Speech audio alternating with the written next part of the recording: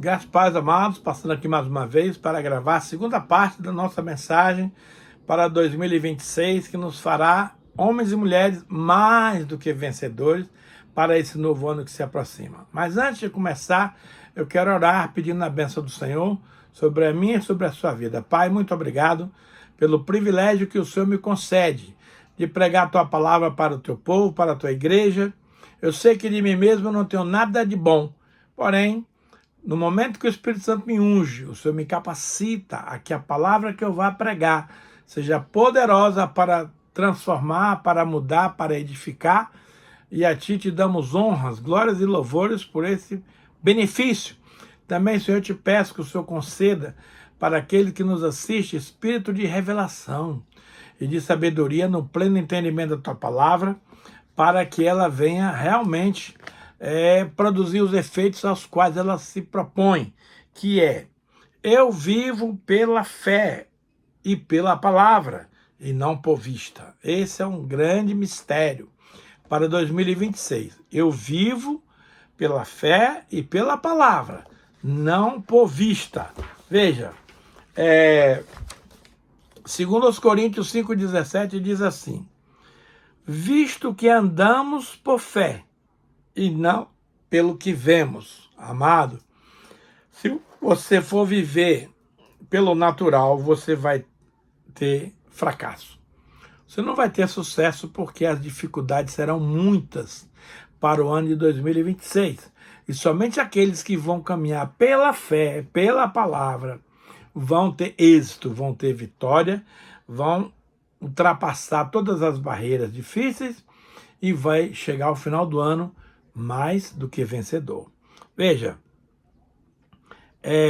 em Hebreus, capítulo 12, versos 1 e 2, está escrito o seguinte: portanto, também nós, visto que temos a rodear-nos tão grande nuvem de testemunhas, desembaraçando-nos de todo o peso e do pecado que tenazmente nos assedia, corramos com perseverança a carreira que nos está proposta, olhando firmemente para o autor e consumador da fé, Jesus, o qual, em troca da alegria que lhe estava proposta, suportou a cruz, não fazendo caso da ignomínia, e está assentado à destra do trono de Deus.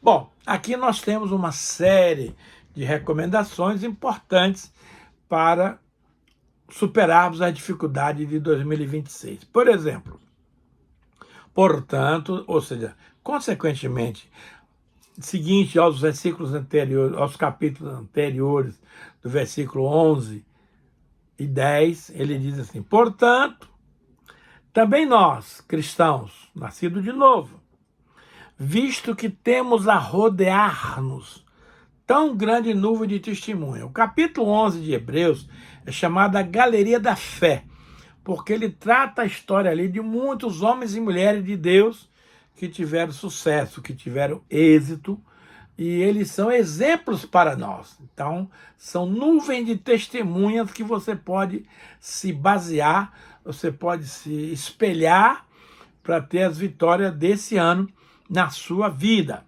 Olha só. Agora ele diz que é para nós nos desembaraçarmos de todo o peso e do pecado que tenazmente nos assedia. Eu me lembro de uma ilustração que nós tivemos quando um grande corredor ia correr em nome da igreja, e aí ele levava Bíblia, ele levava melancia, ele levava mala, levava um monte de penduricalhos. Resultado, não conseguia chegar no final da corrida.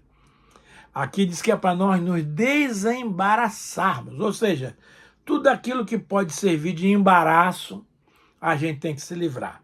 Tudo quanto é coisa que pode atrapalhar a nossa vida espiritual, nós temos que nos desligar. Inclusive, o peso desnecessário, porque ninguém consegue fazer uma corrida de êxito carregando peso nas costas, e precisamos nos desembaraçar dos pecados que tenazmente nos assediam. Ou seja, o pecado o tempo inteiro bate na sua porta e diz: oi, cheguei. E você, pela fé, tem que dizer, bate fora, cai em retirada da minha vida, em nome de Jesus. Eu não tenho nada a ver contigo, eu não tenho assunto nenhum com você, pode ir tirando o cavalinho da chuva, porque o meu negócio é com Deus, não é com homens. Então, nós precisamos, nessa caminhada cristã, nos livrar de duas coisas muito importantes. O peso que nós carregamos nas costas sem necessidade, e precisamos de nos desembaraçar do pecado, porque o pecado vira e mexe, bate na sua porta e diz: oi, cheguei.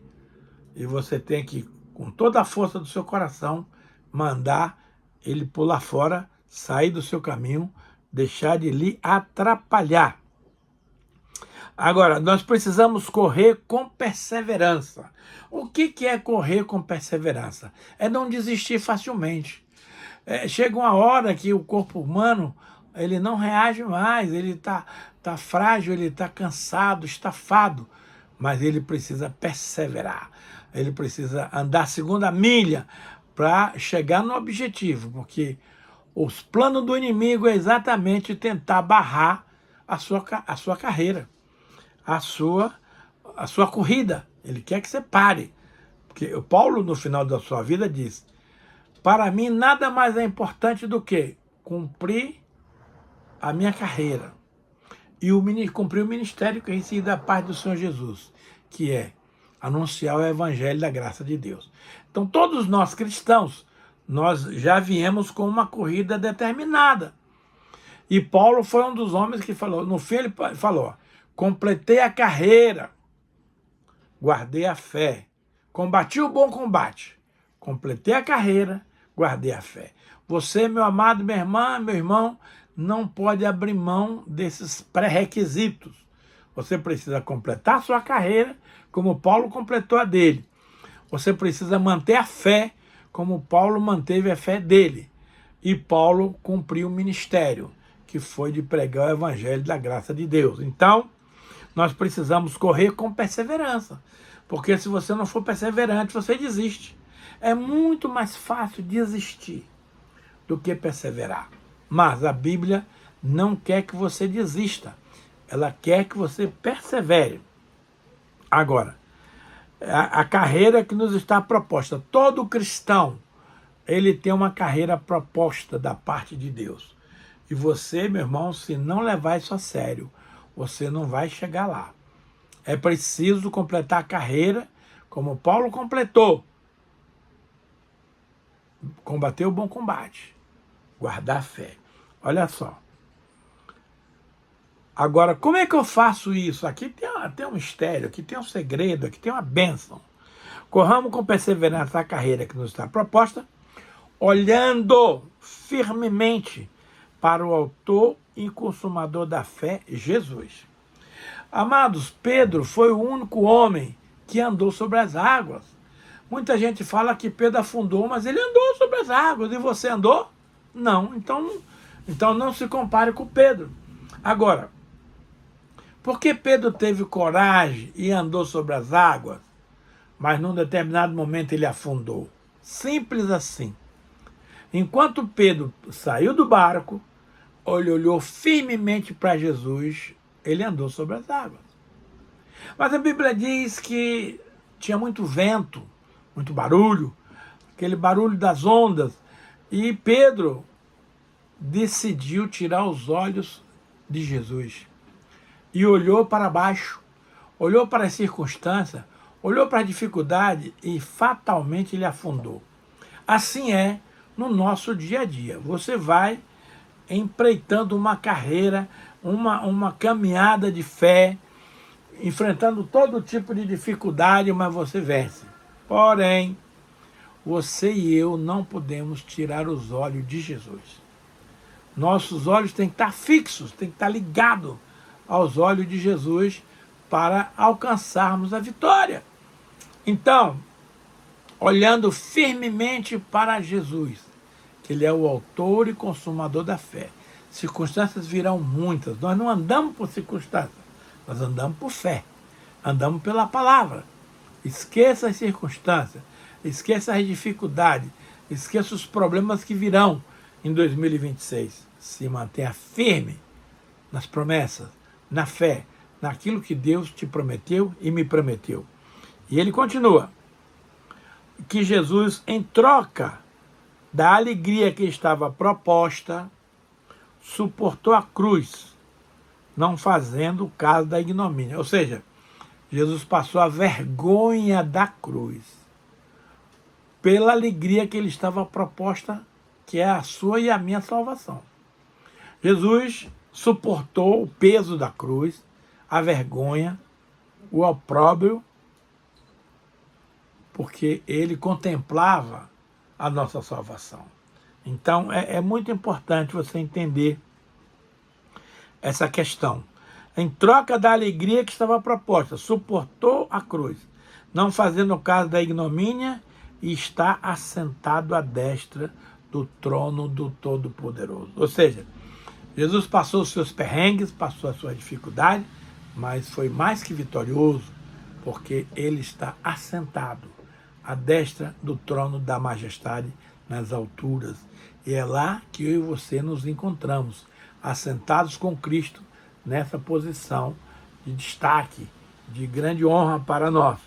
Então veja bem, Jesus, ele, não fazendo caso da ignomínia, está assentado à destra do trono do Todo-Poderoso. Um outro versículo que eu gosto muito também, quando se trata de viver pela fé, é que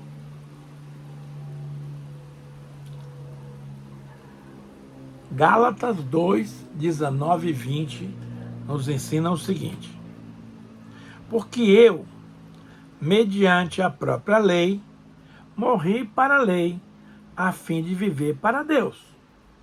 Estou crucificado com Cristo. Logo, já não sou eu quem vive, mas Cristo vive em mim. E este viver que agora tenho na carne, vivo pela fé no Filho de Deus, que me amou e se entregou a si mesmo por mim. Olha que amor maravilhoso é esse do nosso Senhor Jesus. Aqui, o nosso querido apóstolo Paulo, ele é muito claro quando ele diz: eu,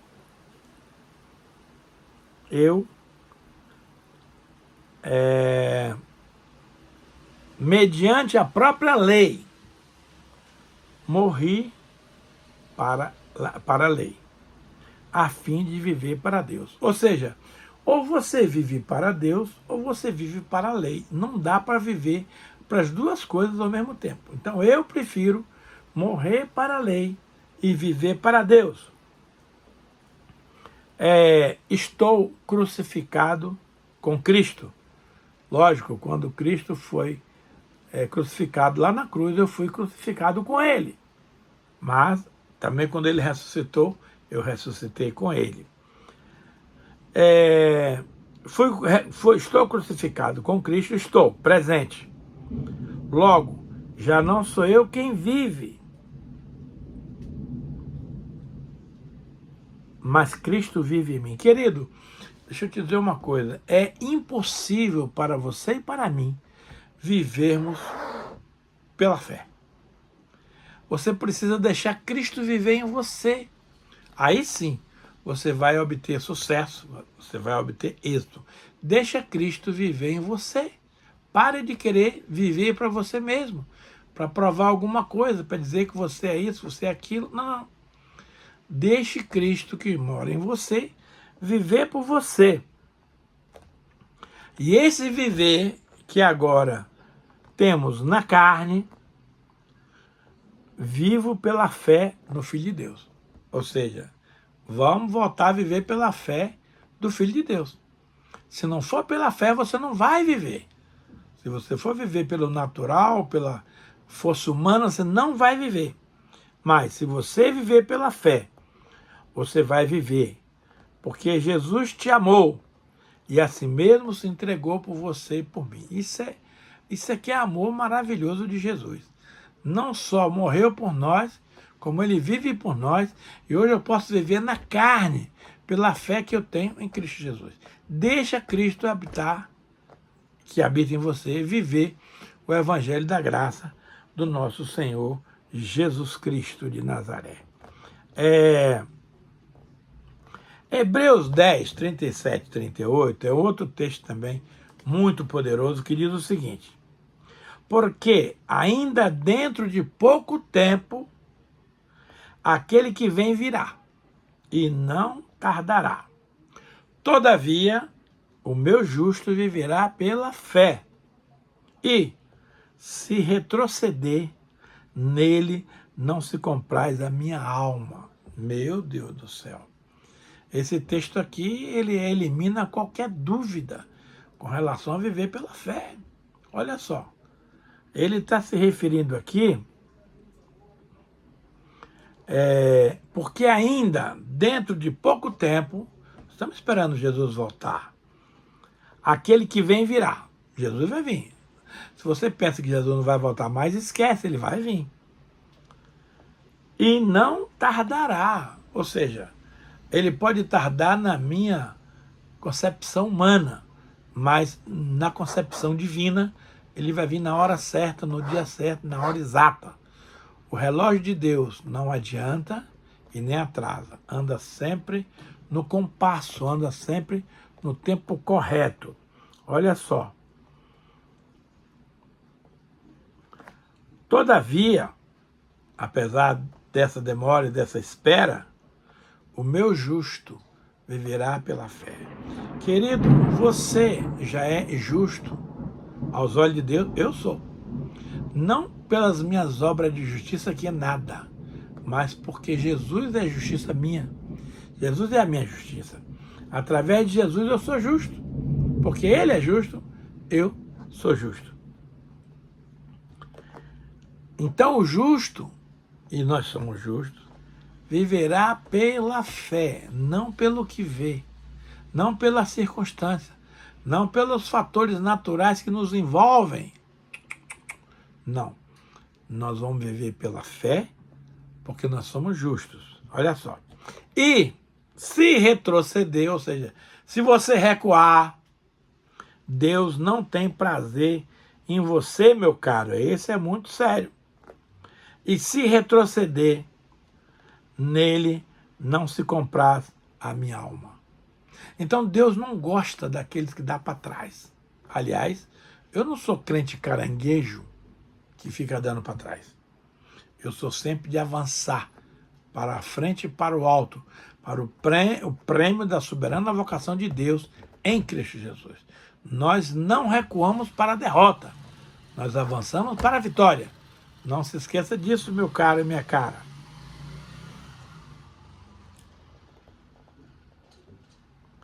Um detalhe interessante aqui, amados, uma passagem de Lucas, que o próprio Jesus nos ensinou sobre fé e que muita gente tem dificuldade de praticar.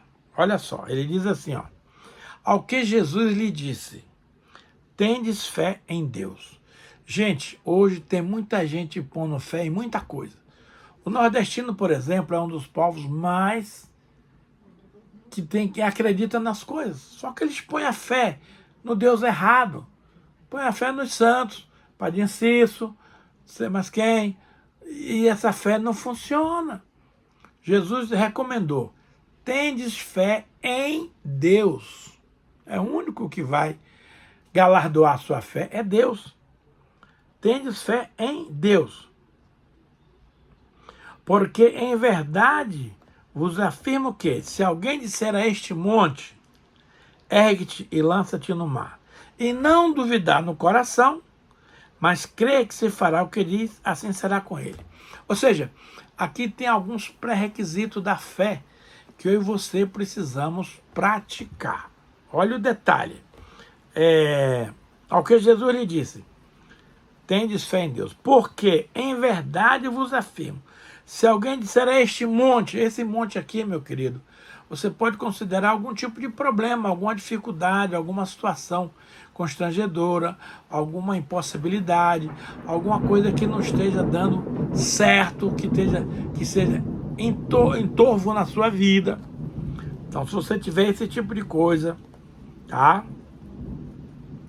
Você vai dizer para esse problema, para essa situação, para essa coisa: ergue-te e lança-te no mar. Agora aqui vem o segredo.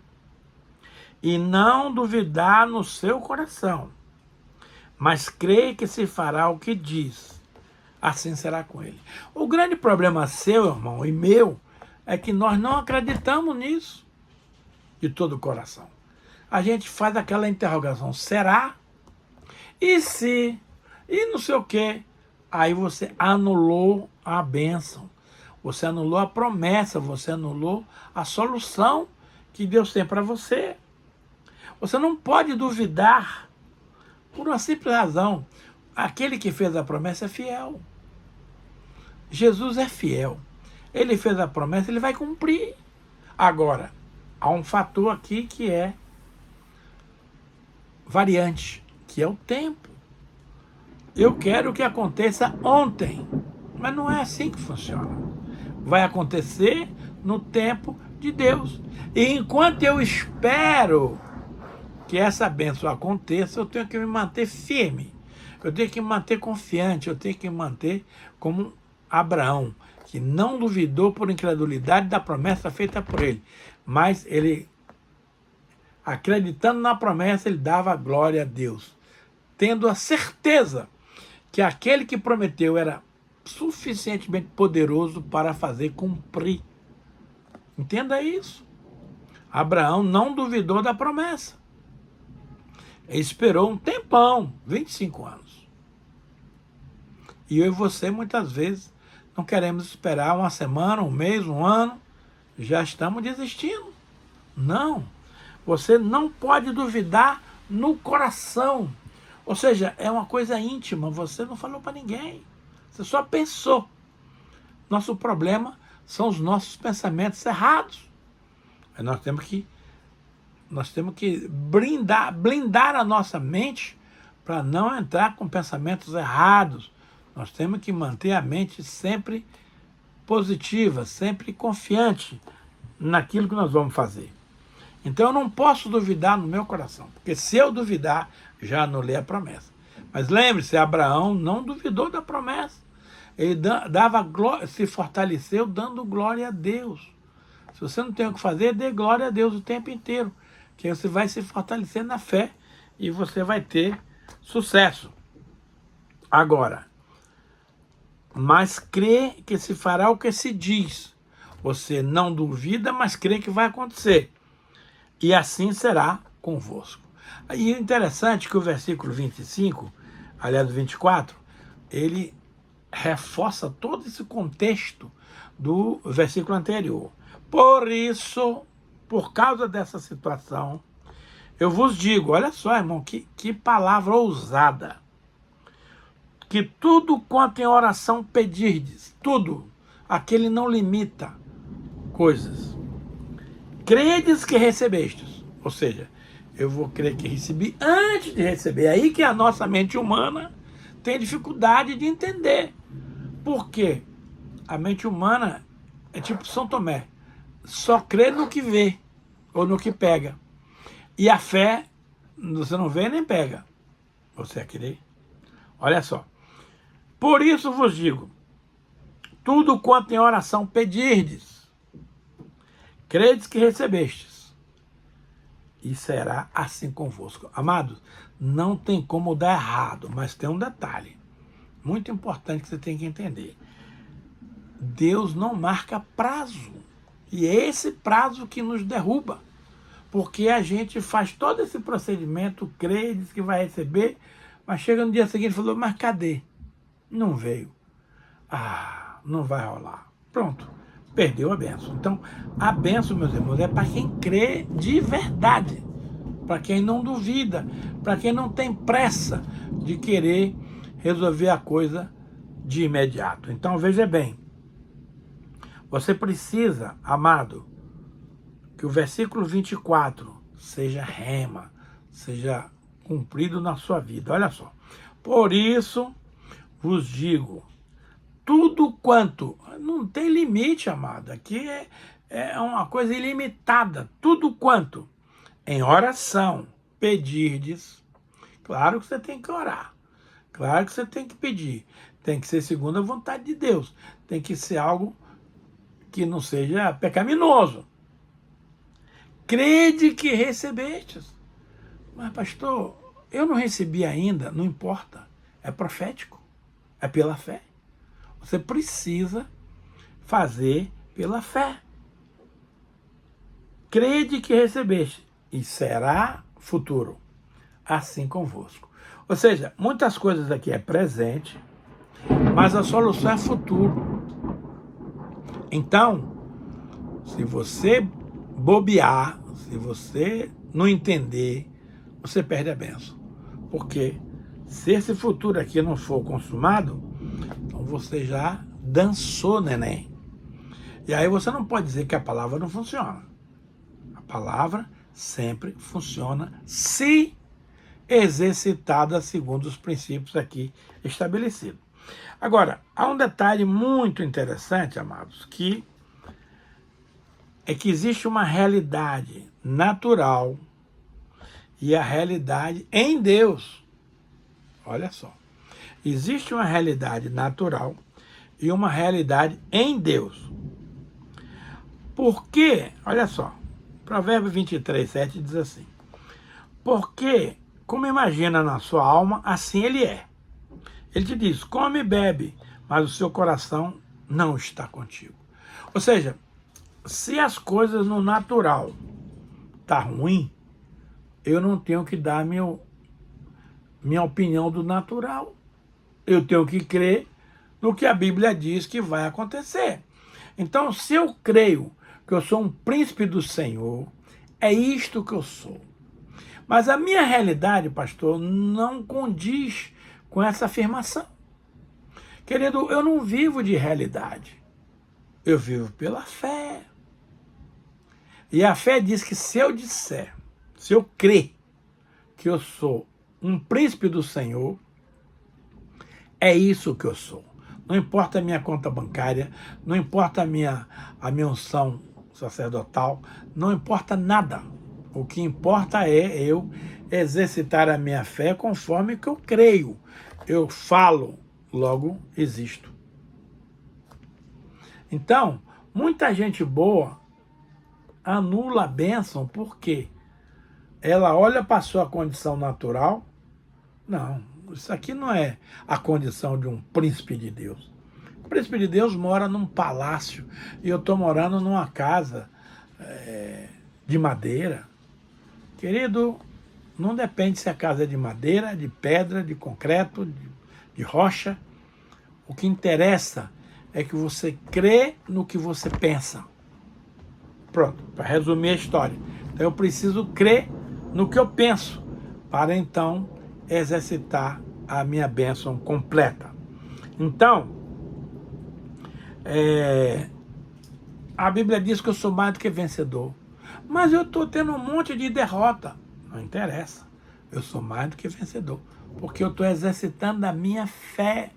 A minha fé não pode ficar restrita para trás. Eu tenho que exercê-la na plenitude da minha força, da minha sabedoria. Então, meus queridos, o tempo também está acabando, eu quero pedir ao Espírito Santo que complete essa obra no coração dos meus amados ouvintes e espectadores.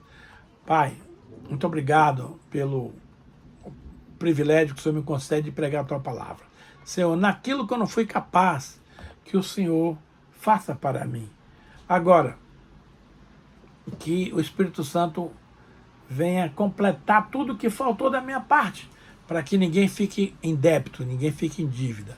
Abençoa, papai, aqueles que nos assistem, dá-nos um ano de 2026 extremamente favorável para aqueles que vão viver pela fé, para aqueles que vão exercitar a palavra, para aqueles que vão acreditar nas promessas de Deus, independentemente das realidades do dia a dia.